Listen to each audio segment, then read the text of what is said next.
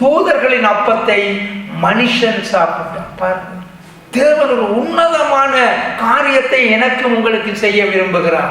ஆனா நானும் நீங்களும் அதை மட்டுப்படுத்த கூடாது. ஏனென்றால் வாய் திறக்கக்கூடாது, சிந்திக்க கூடாது தேவனுக்கு விரோதமாய். அப்படி நடந்திருந்தா திறமை நடந்திருக்கும் நினைக்க கூடாது.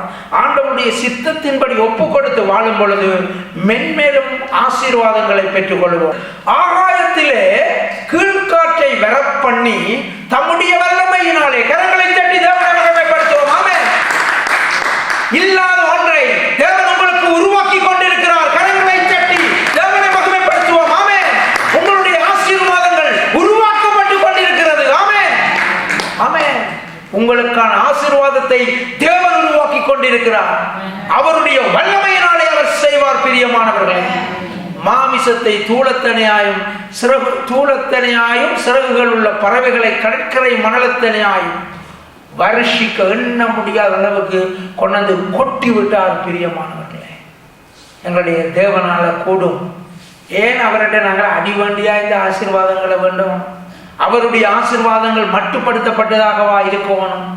நானும் நீங்களும் அவரை புகழ புகழ நாங்கள் மனுஷனை கண்டா புழுகுறோமா இல்லையா? முதுகுக்கு பின்னுக்கு நிறைய கதைப்போம். நேர முகத்துக்கு கண்ட உடனே புழுகுறோம். ஓ, உங்களை மாதிரி ஒரு அருமையான சகோதரன் இல்லை.